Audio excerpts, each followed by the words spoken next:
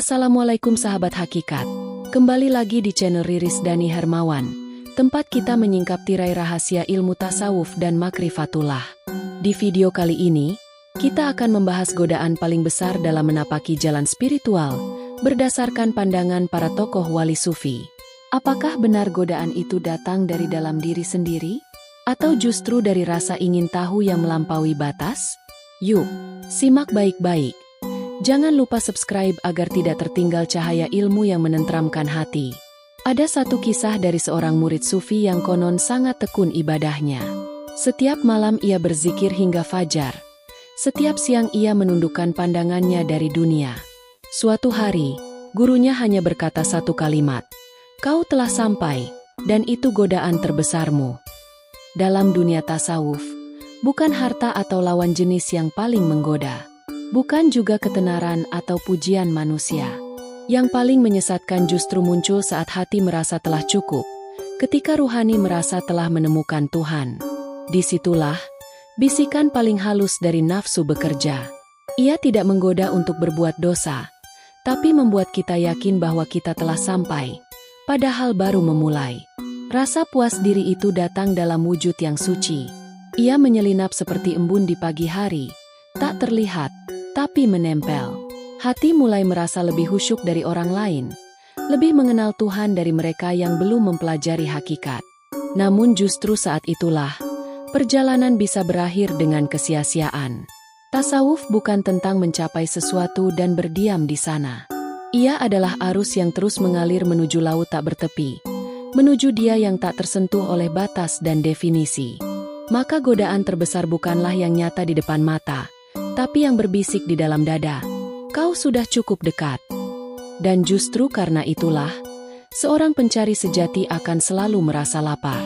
Bukan karena tak pernah kenyang, tapi karena cintanya tak ingin berhenti.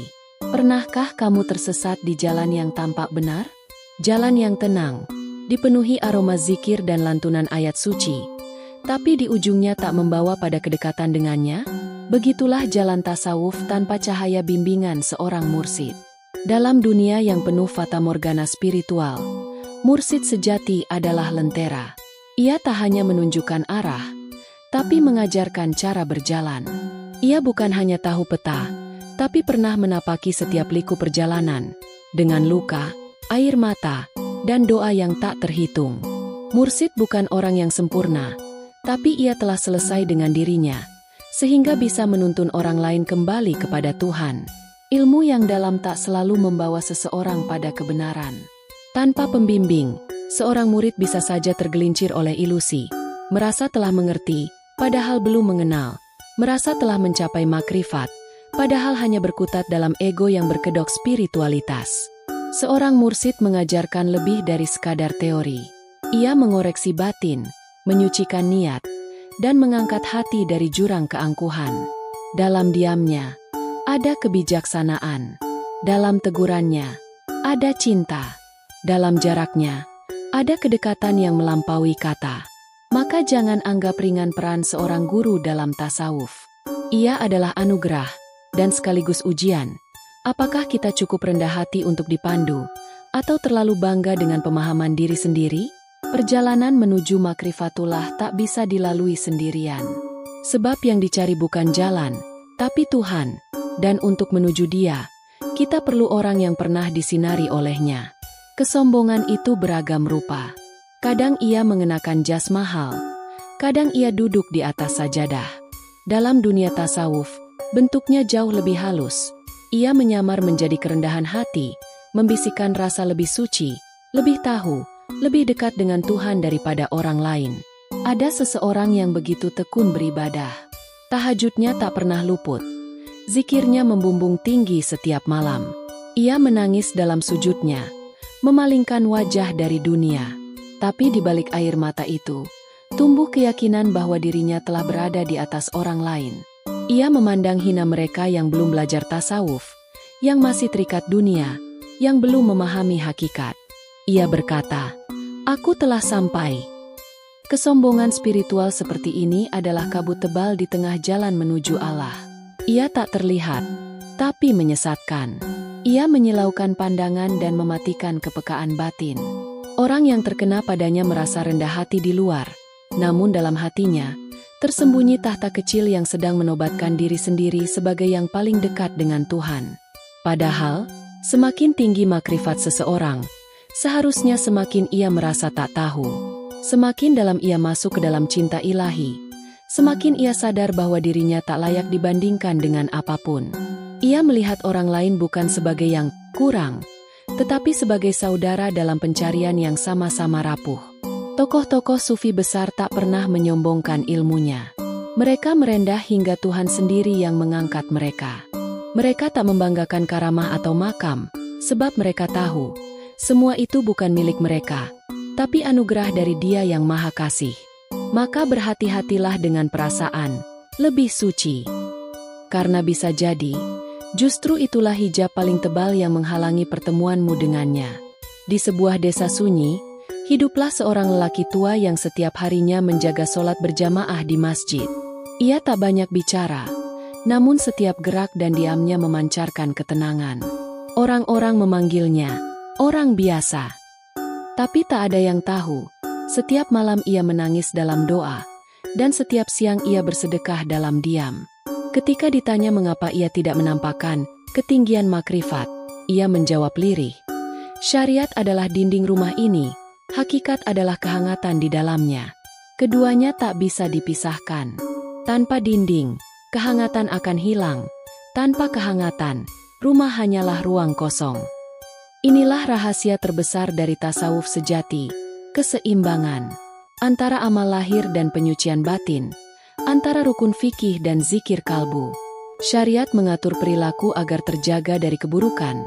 Hakikat menyucikan niat agar setiap ibadah tidak sekadar gerakan. Syariat menjaga kaki tetap di bumi. Hakikat menuntun hati melayang ke langit rahmatnya. Banyak orang tergelincir karena hanya memilih satu sisi. Ada yang hanya mengejar hakikat, lalu meremehkan syariat.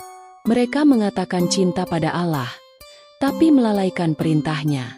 Sebaliknya, ada yang fanatik pada syariat namun hatinya keras, menilai, bahkan mencela mereka yang belum sejalan. Padahal, Rasulullah adalah teladan tertinggi keseimbangan itu. Beliau adalah makhluk paling makrifat, tapi juga paling patuh dalam ibadah lahir.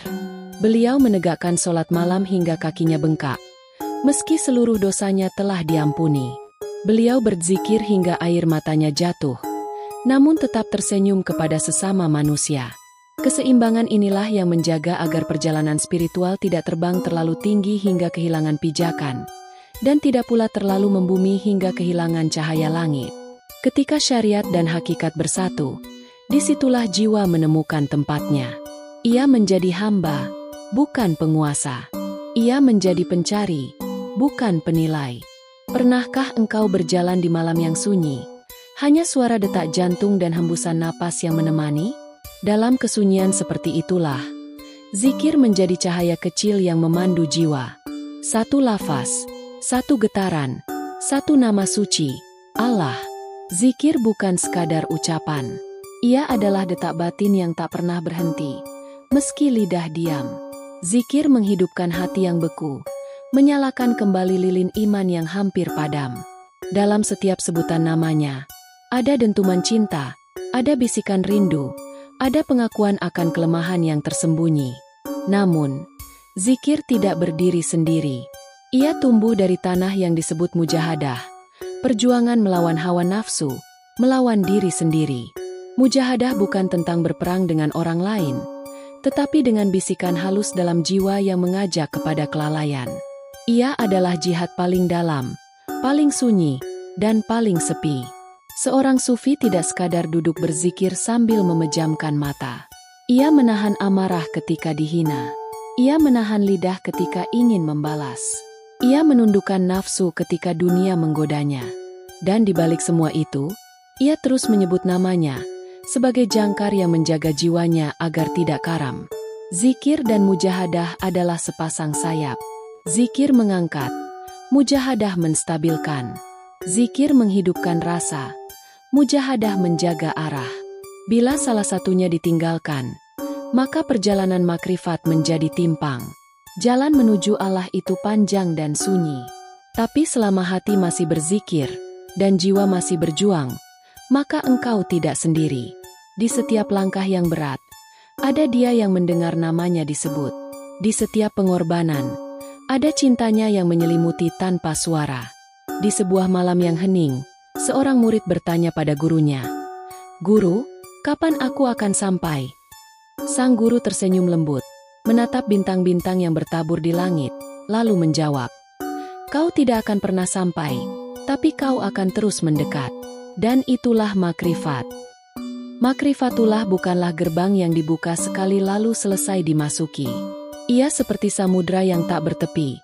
Semakin jauh engkau menyelam, semakin sadar bahwa dasar laut itu tidak bisa disentuh.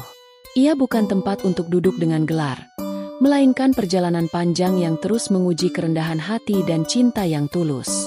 Banyak yang salah paham. Mereka mengira bahwa makrifat adalah tingkatan tertinggi, tempat berhenti, tempat merasa sudah cukup. Padahal, makrifat sejati justru mengajarkan bahwa kita tidak tahu apa-apa, tidak memiliki apa-apa, dan tak mampu mencintai tanpa pertolongannya. Seorang hamba yang benar-benar mengenal Tuhannya tak akan berani berkata, "Aku telah sampai." Justru ia menangis dalam kesunyian, takut bahwa yang selama ini ia kenal hanyalah bayangan dari bayangan. Ia terus merangkak, bukan karena ia belum bertemu, tapi karena ia tahu Tuhan tak bisa dijangkau oleh logika atau rasa. Makrifat adalah cermin yang memperlihatkan wajah asli hati. Ia mengungkap niat-niat tersembunyi, memperlihatkan ego yang masih tersisa, dan menghancurkan rasa memiliki. Di titik ini, yang tersisa hanyalah pengakuan. Aku tidak punya daya, aku tidak punya upaya. Segala sesuatu hanya karenanya. Maka jangan pernah berhenti mencari. Jangan merasa cukup hanya karena telah memahami istilah-istilah sufi. Jangan terjebak dalam rasa telah mengenal, karena Allah bukan untuk dikenali oleh kata, tapi untuk dirindukan dalam jiwa yang tunduk dan mencinta tanpa syarat. Dalam dunia para pencari Tuhan, tidak semua cahaya berasal dari langit. Ada juga yang memancar dari ego yang menyamar, terlihat terang, tapi membakar perlahan dari dalam. Di suatu tempat, ada seorang pemuda yang menekuni ilmu tasawuf dengan semangat luar biasa. Ia mulai melihat mimpi-mimpi indah, mengalami kepekaan batin yang tak biasa, merasakan kehadiran sesuatu yang ia yakini sebagai tanda kedekatan. Ia lalu berkata dalam hati, "Aku telah mencapai makrifat." Namun ia tak sadar, ia tengah terperangkap dalam jerat paling halus, ilusi spiritual. Ilusi ini bukan sekadar kesalahan intelektual.